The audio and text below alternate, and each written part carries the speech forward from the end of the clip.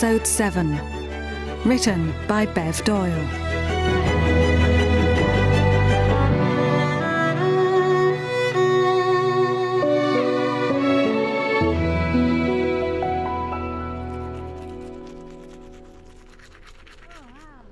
Oh, yuck.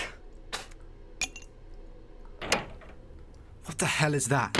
It sounds like a scuba diver fighting a rhino. Oh, thanks. Now you've added rubber to the picture my mind never wanted to see. You mean that's... You've seen how they've been lately. Love's geriatric nightmare. Just as well I got to skip breakfast. Yup, too gross for toast. See you later. I got to go into town. You know, some people would ask why you're sneaking off into town with a PS5 strapped to your back. If you've seen me, I'm not sneaking. Later, sis. Hi, Tenny. Yeah, sure, I can come round now if you like. Are you all right? You just sound... I don't know, is everything all right? OK, I'll be round as soon as I can. Wow. Was that all you, or did you have help from a little blue friend? Nothing to be ashamed about. There was a lot of boys my age had a thing for Smurfette. Besides, who needs to strike a match when they're lying next to a red-hot furnace? Well, better call the fire brigade to put that out, hot stuff. We've got a pub to open and a sign to put up. You did arrange things with Logan's local paper contact, didn't you? Oh, they'll be here. But I think that you should have a word with Farhad. You've changed your tune. Well, he did paint the sign, so he should get his photo in the paper with it, don't you think? Listen to you coming on all hands across the water. We should definitely do this more often. Maybe put on a blue movie? Now you're talking. I think it's on Nickelodeon this afternoon. Unless you've got the DVD, of course. Very funny.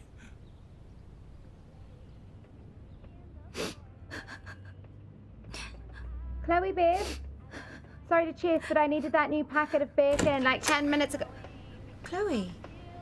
Hun, what is it? Shut the door. Come here. I'm all right.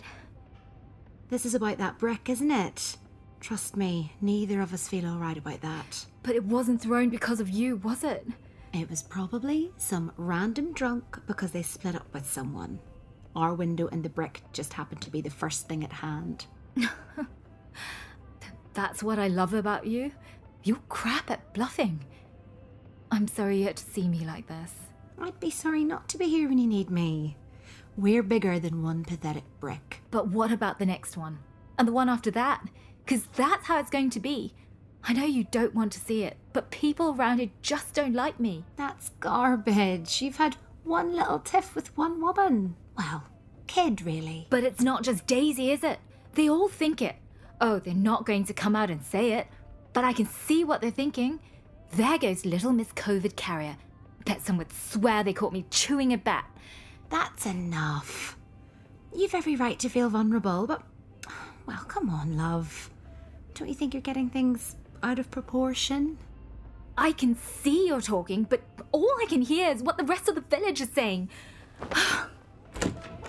Chloe, that's not what I meant. Come back. That's quite a sum. Well, yes. Far too much for me to have miscounted. That's what we thought. Walnut whips are your faves, aren't they? I don't see... That's the right money, I think. Have one now. On me. Nothing like a bite of relaxing chocolate to calm you down. You don't need to do that. Really? You've been on edge since you rang me, and I don't know what else I can do. I've tried chocolate, and I've even done your accusing for you. We weren't accused... But you want to. You can see how it looks to us. You were in charge on your own, and the money's gone from the till. I'm sorry. If I'd have known that you wanted somebody dumb enough to do something that stupid working for you, I wouldn't have taken the job. Well, when you put it like that... Besides, I wasn't the only one working in the shop that day. Really? What are you saying? Did you get someone else in to cover for you? No. I'm saying that I wasn't the only person. I was just the last. Oh, right. Matt, are you saying what I think you're saying? Let's face it. We both know that his home screen's been missing an app or two lately. I was only there at all because he had to go home with one of his turns. Jeet! Something fell out of your car door. Caught me committing a sin. Really? Double yellow. Just nipping in to grab the local paper. Dad likes to check out our adverts. Another sin. Not clearing out the junk food boxes. Give it to me. There's a bin in the park. Shouldn't you be going the other way? Sorry? Well, the meeting's at Evie's, according to Grandad. What meeting? I don't know what fancy name you give it, but you're head of the festival committee, aren't you? Yes. At least I'm meant to be. But why would Matt steal money from the till? Because it's his money and it's not stealing. He could have had a dozen good reasons he needed some cash in a hurry. Only this time, maybe he's not well enough to remember he took it. You're right, of course. I shouldn't have gone in guns blazing and accusing. You didn't, remember? I did. Anyway, I'm sorry we had to have this talk. Let me have that walnut whip and we'll forget about it. But if Matt's going to be doing things like that, apart from it worrying the hell out of me, we just can't afford money to be walking off like that. Maybe you're worrying too quickly. Perhaps it will just turn up, as mysteriously as it disappeared. That's just wishful thinking. Hold that wish. Budge up, Chloe. I'm about to make that bin even fuller. Don't want you getting caught in the avalanche. If only Maggie knew what she'd started. Stacks of crap in the passenger well. You okay? Fine. Once more with feeling. Oh, relax. You've done enough with the litter stunt to earn your good citizen badge. Message received loud and clear. I'm going, okay? Hell, no I'm not. Something's got you good and angry. Am I right? Who says I'm angry? But this isn't toast drop butter side down angry. I know that look. I know that feeling. You think? It's the little looks, isn't it? Do you still get hassled after all this time? Hassled sounds like it's out there in the open. Out here in the burbs, it's more of a background hiss that never seems to actually form the words. Like some social tinnitus. We've lived with all the low-level stuff so long, we're even ashamed to notice it. And to be fair, I don't think most of them know they're making any noise at all. There's nothing low-level about the letters I've been getting. Apparently, I'm the new Typhoid Mary. Who knew? And you think these letters are from someone around here? Last time I looked, I wasn't famous. Just Chinese and a walking global apocalypse, according to them. Although, I thought everyone knew by now that I was born in Sussex. Even my parents were born in this country. What's with these people? Hate letters over the Rona. That is so screwed up. Not all pure hate. They did thank us for the spring rolls. Does Sandra have any idea who she thinks it might be? I haven't told her. I'm enough of a burden as it is. Oh, that's horse crap, and you know it. She loves the bones off you. That's why I'm not going to empty this pile of garbage on her doorstep. She doesn't get to hear the hiss. How would she understand? Because love's love. If I get it just as a friend, think how much she's going to be there for you, if you let her.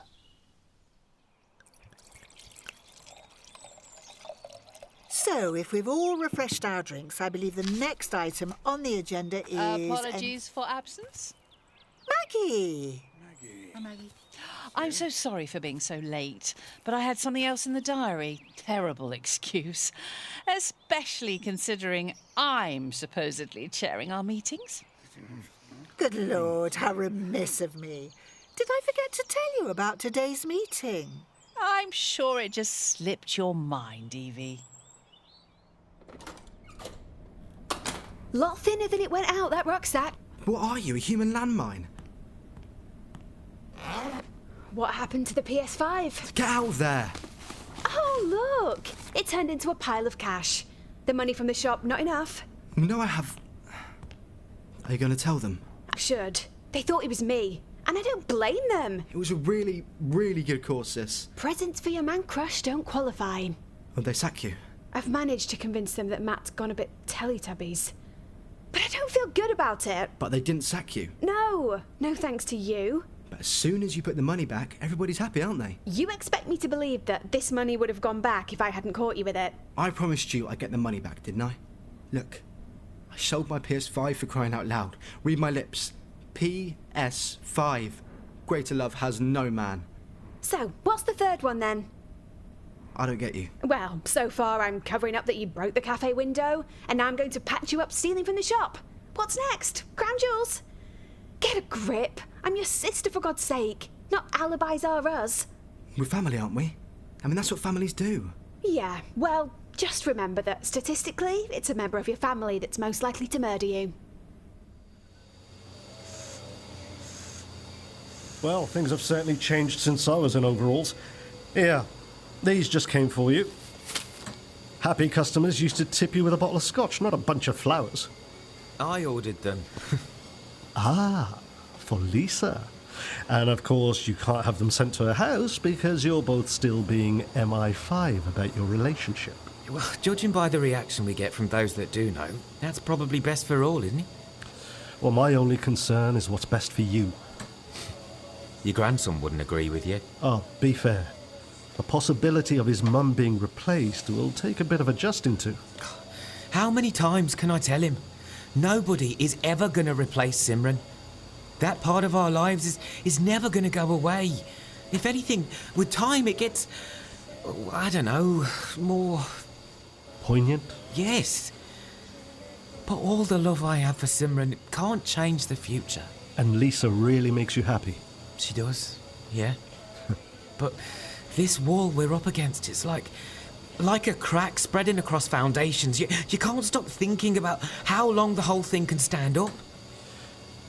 Okay, look, I'm probably wasting my breath here because a man in love never wants to hear advice.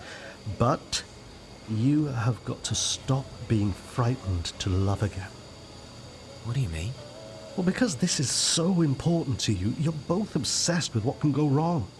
Just listen to your heart, son. Don't fear love. Cherish it. But what about Jeep? Well, he's your son, isn't he? Take it from me. They have a funny way of making you proud in the end.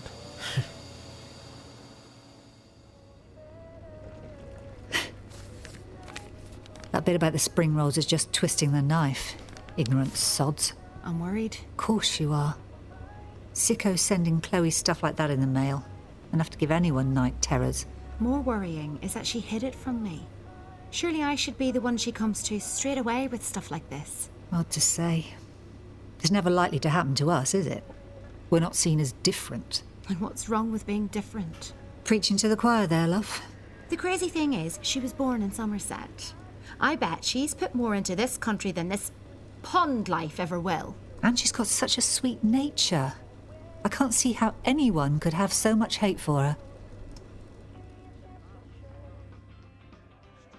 Hate mail. Oh, I don't know. It's like buses, isn't it? What are you on about? They never come in ones. That's the second mad accusation I've had thrown at me today. So you're denying sending those letters? Of course I am. I can't believe you've got the nerve to come in here and try and blame me for them. Who else would do it then? Remember the Brexit referendum? Apparently there's a lot of people out there that lose their heads at the sight of anything they see as foreign. But that's not me. Leavers didn't throw a brick through our window. And neither did I. You should watch what you're saying. I could sue. Yeah, take the coward's way out. Oh, look, if we have beef with each other, it's got nothing to do with race. It's just good old-fashioned needle. I didn't write you any letters, and I didn't brick your shop, right? But, and I tell you this for nothing, I can guarantee that window thing is never going to happen again. As denials go, that's just about the best confession I've ever heard. Excuse me, love. We're here to cover the new sign being put up. Who's in charge? Me. And I'm not your love. Just see you straight, Chloe. This guy, real news. You, fake news.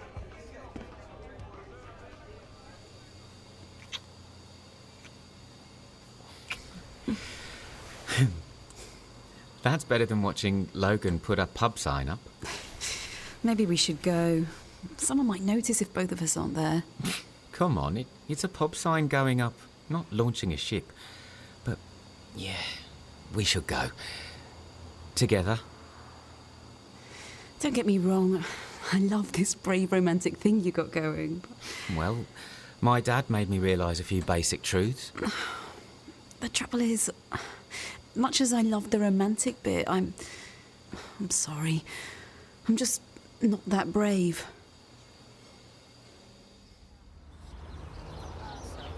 Ah, about time, Farhad.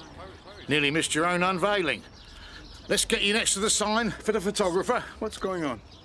Is that guy with the camera from the local paper? Yeah, sorry. Sky Art's passed.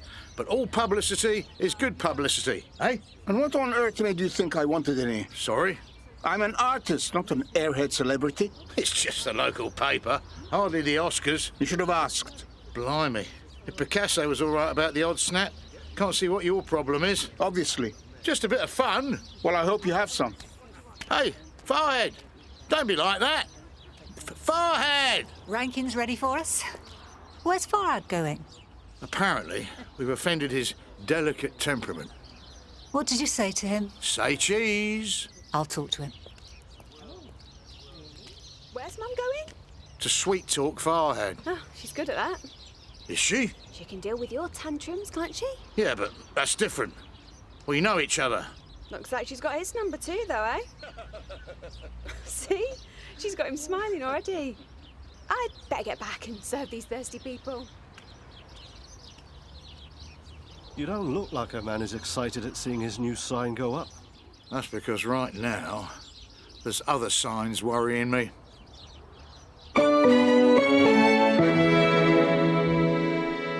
Greenborne, Episode 7, was written by Bev Doyle. Alan Godwin was John Altman. Beverly Godwin was Corrinne Wicks. Sam Sharma, Pal Aaron. Evie Lejeune, Louise Jameson. Farhad Madani, Raad Rawi.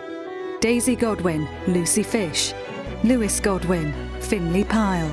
Sandra Davis, Neve McGrady. Lisa Lejeune, Ali Murphy. Chloe Chan, Rebecca Yo. Tanny Jefferson, Amy Roxon. Jeet Sharma, Shash Hira. Maggie Roberts, Laura Shavin, and Arjun Sharma, Raj Gatag. The reporter was Jonathan Rhodes. Other roles were played by members of the cast. Greenborne was devised by Colin Brake, based on an original idea by Colin Brake and Andrew Mark Sewell. Original music, Tim Arnold. Sound design and post-production, Kirsty Gilmore. The studio manager was Wilfredo Acosta. Series producer was Helen Quigley. And the director, Andrew Mark Sewell. Greenborne is a B7 Media production made with the support of the Audio Content Fund. Visit Greenborne online at greenborne.co.uk.